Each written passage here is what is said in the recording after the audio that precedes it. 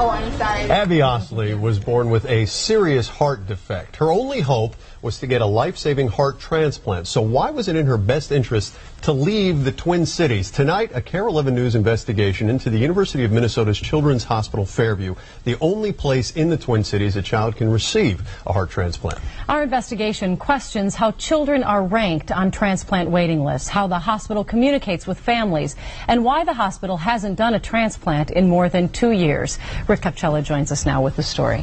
Well, good evening, guys. You know, children around the country who need heart transplants are put on a list, and that list is managed by the national organization called UNOS, the United Network for Organ Sharing.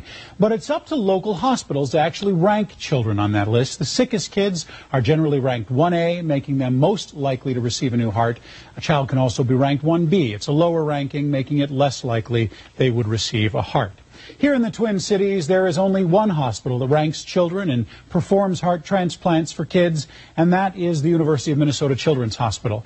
Our investigation over the next 3 nights looks at some of the U's practices, including putting kids on the lower list when doctors are on vacation. The situation is so dire, little Abby left the U in an effort to save her life. We love you. Few among us would consider the idea of sitting on a hospital bed about to hand over a 5-year-old child for major surgery a blessing. But for Mark and Heather Osley, this was an answer to constant prayer. After a long wait for a heart, a donor organ was found, and Abby was ready for surgery. But what she went through to get here is a story all its own. Okay, we'll see you after you get out. Okay? For more than a year, Abby waited in failing health on a list with the University of Minnesota Children's Hospital. Ultimately, Abby's physician outside the U Hospital determined her risk of dying here in Minnesota was just too great. He had her transferred to St. Louis to save her life. This is such a happy day, Abby. And so it was after 14 months waiting in Minnesota. Abby received her new heart in St. Louis in less than 7 weeks. It did surprise us, I think, because we thought we were already doing the best thing we should be doing, right? We thought we're doing everything we're supposed to be doing. In all the time, Abby and others waited for a heart in Minnesota all this year and throughout 2007, the U Hospital did not transplant a single child. In the same time at St. Louis, they transplanted 36 children. We just needed to change our course. We needed to get her to the right place. The University of Minnesota Children's Hospital will tell you, among other things, Minnesota doesn't fare very well in the national transplant system because we're so geographically isolated. There are more potential donors within 500 miles of St. Louis than there are here, and that's all true. But it's also true, as recently as 2005, our university hospital was doing far more child heart transplants than they do today. Most troubling for kids like Abby is the way the U Children's Hospital has ranked them on the list for a heart.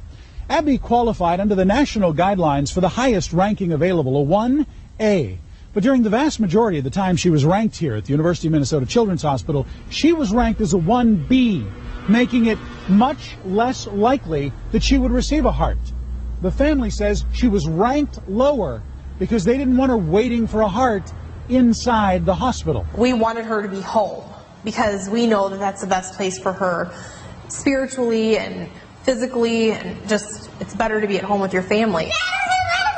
Kids like Abby could also be safer at home because the drugs they're on, waiting for a heart, seriously compromises their immune system.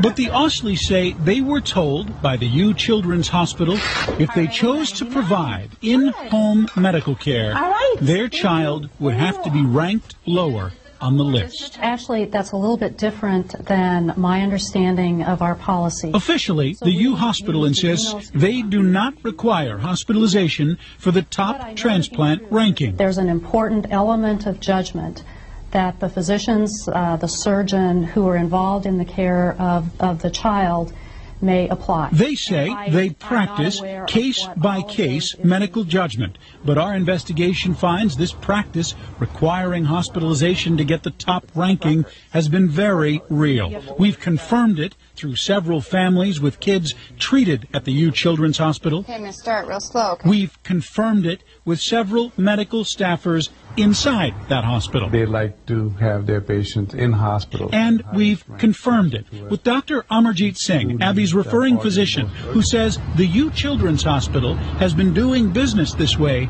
for years. We need a better system for children who need transplants. Dr. Singh told us he thought the U Children's Hospital was just following national guidelines when they required in-hospital care for a 1A ranking. Now he says he knows that's not true. That act, adding qualifications, essentially downgrades the people that UNOS believe to be the most sick and most in need.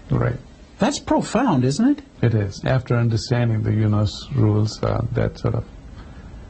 that is very significant. It's worth noting, UNOS, the United Network for Organ Sharing, which manages transplants nationally, does not require hospitalization for kids like Abby. But the Osleys and their doctor say that is certainly what they were led to believe. Parents have every right to know. Medical ethicist Art Kaplan says that's a problem. If you present it as something that you're claiming this is the way the system works or these are the rules, and it isn't, then you're really doing something unethical in getting informed consent from the parents. Any smiles? Dr. Singh makes no bones about it. His effort to remove Abby from Minnesota and admit her in St. Louis was an effort to save her life. She's like your own child. You want her to get the best care possible, and then you feel that you've been misled a little bit. The major issue here is that there aren't enough organs. What is more important, the lack of available organs or being on the wrong list? Well, there aren't enough organs regardless of what list the children are on. Art Kaplan says it is true donor hearts are very difficult to come by, but... All that said, at the end of the day, you have to be a good advocate for your kids. Your primary job is to make sure they're listed honestly with the appropriate need that they have. The Osleys say they were lucky to get a second chance to advocate for Abby, to have an outside physician intervene, and to find another transplant center to turn things around for their little girl. Okay, we'll see you after you get out. But how many other children have been denied a second chance? Well, we've looked around. We know of at least 2 other transplant centers that require hospitalization for a 1A ranking. They are in Arkansas and Boston.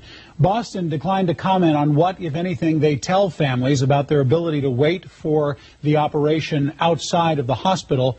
Arkansas told us they simply do not permit families to wait for a heart anywhere but in the hospital. Tomorrow night, we have Jack's story. The advice they were giving in order to increase her status, bring her in, was not advice we were going to take quickly. While Abby's family counts their blessings, not all children were so lucky. Jack had been through so many things, and he was so strong and had such a will to live. Jack Corbo was also waiting at the U. He was downgraded to the lower list for things like doctors' vacation schedules, or when staff just forgot to keep him on the higher list. What happened to Jack? That's tomorrow at 10. Go back, if you would, to Abby's story, the story we just saw at length, and describe, if you would, because this is where I'm getting a little lost in this, to use motivation for that practice of requiring hospitalization to get that 1A status. That is certainly something that the Osleys have tried to figure out all the way along, and we have months working on this story, and it is not clear what the motivation is. It's complicated by the fact that, as you saw in the story, the U does not acknowledge that that has been their practice. For what it's worth, about the time Abby left to go to St. Louis, which is about the same time that Jack died, okay, the university did change its practice. This is according to many of the sources that we have talked to. But again, the U doesn't acknowledge what the practice was, let alone what it is now. All right. Well, we'll look forward to tomorrow night. Thanks, Rick. Yeah, thank you, Rick. Let's head outside now to Belinda. 32 degrees, kind of an icky rush hour. What's tomorrow?